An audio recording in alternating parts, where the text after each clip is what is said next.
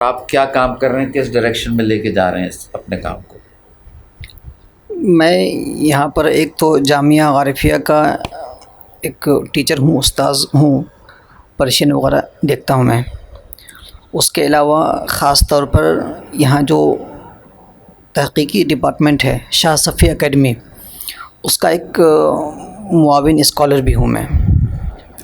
تو وہاں پر شاہ صفی اکیڈمی کے تحت جو کتابیں شائع ہوتی ہیں ان کتابوں پر میری تحقیقی جو ہے کام ہوتا ہے میرا۔ اس میں جو کتابوں پر تحقیقی کام کیا ہوتا ہے، یہ ایک لمبا پروسیس ہے۔ سب سے پہلے تو مثال کے طور پر یہاں کے جتنے بھی پرانے بزرگوں کی کتابیں ہیں تو ان بزرگوں کی کتابوں پر تحقیقی کام ہوتے ہیں۔ تحقیقی کام کئی پروسیس سے گزارا جاتا ہے اس کو۔ سب سے پہلے تو اس کی مقابلہ کئی نسخوں سے مقابلہ ہوتا ہے۔ پہلے زمانے میں جو کتابیں چھپتی تھیں تو چھپتی نہیں تھیں، وہ ہاتھ سے لکھی جاتی تھیں۔ تو ایک نسخے کو جب لکھا جاتا تھا تو مثال کے طور پر ایک نسخہ انڈیا میں لکھا گیا، دوسرا نسخہ دوسرے سعودی میں لکھا گیا، تیسرا نسخہ ترکی میں، چوتھا نسخہ ایران میں لکھا گیا، یا انڈیا کے تھوڑا سا ان کا زاویہ الگ ہو جاتا ہوگا۔ ہاں، تھوڑا بہت کہیں کہیں فونٹ میں اور دوسری چیزوں میں، الفاظ میں کہیں نہ کہیں تبدیلی آ جاتی ہے۔ تو مثال کے طور پر یہاں پر ایک کتاب شائع ہوئی ہے جس کا نام ہے مجموع السلوک، جو تقریباً اور مجموع السلوک کا جو متن ہے وہ ہے الرسالۃ المکیہ، شیخ قطب الدین دمشقی رحمۃ اللہ علیہ کی کتاب ہے یہ 600 سال کے بعد پہلی مرتبہ طباعت کے مرحلے سے گزری ہے کتاب، وہ بھی کئی متون کے مقابلہ کے ساتھ، تحقیق کے ساتھ۔ تو جو پہلا مرحلہ ہوتا ہے، میں اپنے کام کے بجائے تاکہ وہ زیادہ ریلیٹ کر پائیں گے کام کیا ہوتا ہے۔ عام طور پر لوگ صرف تحقیق جب سنتے ہیں تو اس کو ریلیٹ نہیں کر پاتے کیا تحقیق ہوتی ہے اس میں۔ تحقیق یہ ہوتی ہے کتاب میں، سب سے پہلے تو کئی سارے نسخے ہیں، ان نسخوں کو ایک ساتھ جمع کیا جاتا ہے۔ جمع کرنے کے بعد ایک جامع متن تیار کیا جاتا ہے، یعنی اس نسخے کو لے کر کے، اس نسخے کو لے کے، چاروں نسخے کو لے کر کے ایک جامع متن تیار ہوا۔ اس کے بعد جو ہے جامع متن تیار ہونے کے بعد اس کا ٹرانسلیشن ہوتا ہے، ترجمہ ہوتا ہے اردو زبان میں۔ ترجمہ ہونے کے بعد اس میں تحقیق کا کام پھر ہوتا ہے، تعلیق کا کام ہوتا ہے اس میں، یعنی اس میں یہ ہے، اور تخریج کا کام ہوتا ہے۔ تخریج کیا چیز ہے؟ تخریج یہ ہوتی ہے کہ مثال کے طور پر قرآن شریف کی کوئی آیت ہے، وہ آیت کہاں سے ہے، یا پھر یہ کہ حدیث شریف آ گئی ہے تو وہ حدیث شریف کس کتاب سے ہے، اس کا حکم کیا ہے، وہ چیزیں اس میں ذکر کر دی جاتی ہیں۔ تعلیقات میں بھی اس میں کام ہوتا ہے۔ بہت ساری احادیث ایسی ہوتی ہیں جو احادیث پہلے زمانے میں بہت معروف تھی، ان پر کوئی کچھ نہیں کہتا تھا، آج اس حدیث پر کلام ہوتا ہے، تو اس حدیث کے تعلق سے بھی ہمیں گفتگو کرنی ہوتی ہے کہ یہ حدیث کس طرح سے درست ہے یا صحیح ہے، یا صحیح حکم کیا ہے۔ ایک علمی کام، مثال کے طور پر میں بتا دوں، الفقر و فخری صوفیہ کرام کے ہاں ایک مشہور حدیث پاک ہے، لیکن اس حدیث پر علامہ ابن تیمیہ نے کلام کیا ہے، کہا ہے کہ یہ موضوع ہے، ٹھیک ہے۔ تو اب سوال یہ پیدا ہوتا ہے کہ انہوں نے موضوع کہا ہے اور ساتھ میں روایت پر انہوں نے کلام کیا ہے، ساتھ میں درایت پر بھی کلام کیا ہے، اور کہا ہے کہ یہ درست نہیں ہے، یہ اس کا مفہوم بھی درست نہیں ہے۔ تو اب یہاں جب کتاب میں حاشیہ لگا، جب تعلیق ہوئی تو ساتھ میں یہ لکھا گیا ہے کہ یہ جو ان کا یہ کلام ہے، سب سے پہلے تو یہ کہ معنی کے اعتبار سے یہ حدیث درست ہے، یہ حدیث معنی کے اعتبار سے بالکل درست ہے، الفقر و فخری۔ اور علماء نے جو کلام کیا ہے انہوں نے یہ سمجھا تھا فقر سے مراد یہ ہے کہ دنیا کی فقر، اور واقعی دنیا کی فقر جو ہے کوئی قابل فخر چیز نہیں ہے یہ، لیکن یہاں جو فقر مراد ہے، فقر سے مراد فقر الی اللہ ہے، حاجت الی اللہ ہے، اور قرآن عظیم میں موجود ہے کہ انتم الفقراء اللہ غنی، اللہ بے نیاز ہے، اللہ غنی ہے، ہم بندے محتاج ہیں۔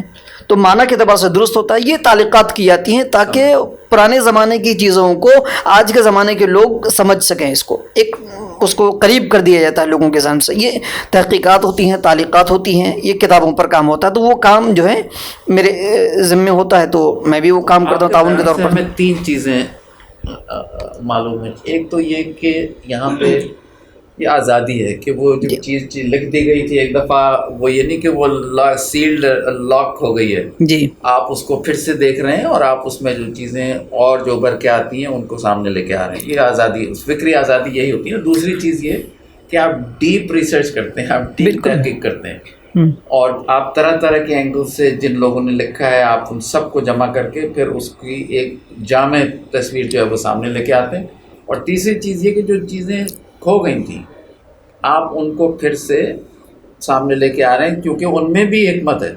جی وہ صرف کھو جانا صرف وقت کی وجہ سے، وہ جو ان چیزوں میں حکمت جو اس وقت تھی وہ آج بھی ہے، تو آپ اس کو سامنے لے کے آ رہے ہیں. یہ جو میں نے صرف اپنے ایک کام کا ایک چھوٹا سا آپ کو حصہ بتایا، یہاں کے مشن، یہاں سے جو تعلق ہے، یہاں کے جو منصوبے ہیں، اس پر گفتگو تو بہت مزید ہو جائے گی. اگر مختصر اگر کرنا چاہیں اس کو تو یہاں کی چیزوں کو مفتی صاحب قبلہ نے ایک جہت پر روشنی ڈالی ہے. میں جس اعتبار سے دیکھتا ہوں خانقاہ عارفیہ کو یا جامعہ عارفیہ کو، یہ ایک ہمہ جہتی مشن ہے. یہ ہمہ جہتی کا مطلب کیا ہے کہ اس کا جو خانقاہ عارفیہ کا جو مشن ہے وہ یہ ہے کہ علم کے ساتھ روحانیت بھی انسان کے اندر احیا ہو جائے، روحانیت کا بھی احیا ہو، اور قال کے ساتھ حال بھی پایا جائے. مسلکی منافرت کی بجائے ملی مفادات کی طرف توجہ کی جائے، جیسا کہ مفتی صاحب نے فرمایا بھی ہے بھی. تو یہ چیزیں وہ ہیں جو انسان کے لیے بہت زیادہ اہم ہے. مثال کے طور پر حال کیا چیز ہے؟ حال کے بارے میں صرف ایک لفظ سنتے ہیں ہم، لیکن حال اصل میں ہوتا کیا ہے؟ آپ یہاں پر ہر کسی کے اندر سما کی محفل میں اور دوسرے لوگوں میں ایک جو حال ہوتا ہے انسان کا، جس کو اللہ کے رسول صلی اللہ علیہ وسلم نے فرمایا کہ ایمان کی جو ہے ایک لذت ہوتی ہے، ایمان کی اس لفظ کو کیا ہے؟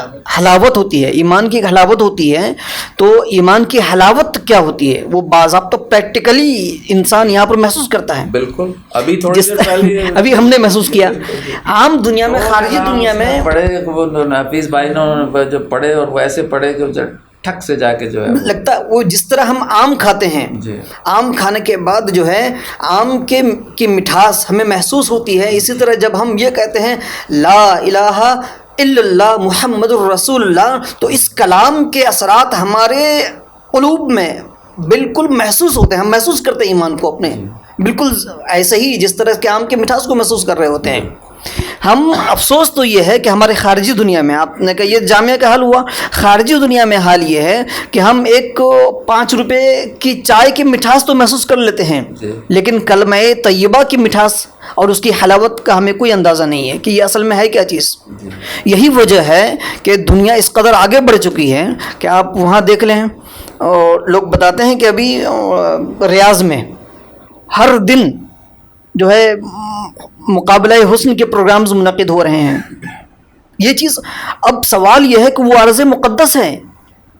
عرض مقدس میں اس طرح کی چیز کیوں آ رہی ہے؟ کیونکہ ہمارے اندر سے روحانیت ختم ہو رہی ہے.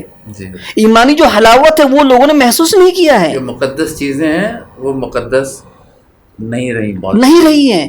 مطلب جب ہم ایمانی حلاوت محسوس کریں گے تو ان سب چیزوں کی جو ہے بہت زیادہ ذلت اور ان سب کے گھٹیا پن کو ہم محسوس کریں گے کہ یار کہاں ہم لوگ پھنسے ہوئے ہیں کھیل کود میں، تماشے میں. وہ ہے اصل چیز.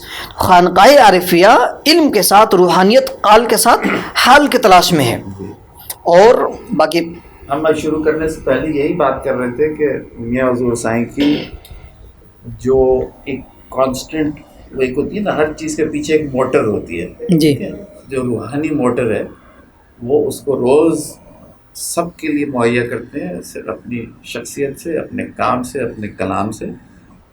اور وہ تیل جو ہے نا وہ اس میں روز ڈالتے ہیں. یہ دیکھ لیا ہم نے بے شک. تو یہ ایک روحانی پاورڈ دین یا پاس جو ہے یہ صرف یہیں پہ ہمیں نظر آیا ہے، اور دوسری جگہوں پہ صرف محاذ آرائی، صرف قواریت، اور کہ اس کو انگریزی میں کہتے ہیں مائی وے اور دا ہائی وے. جو میں کہہ رہا ہوں وہ صحیح ہے. تو وہ ایک شخصیت پسندی جو ہے وہ یہاں ہمیں نہیں نظر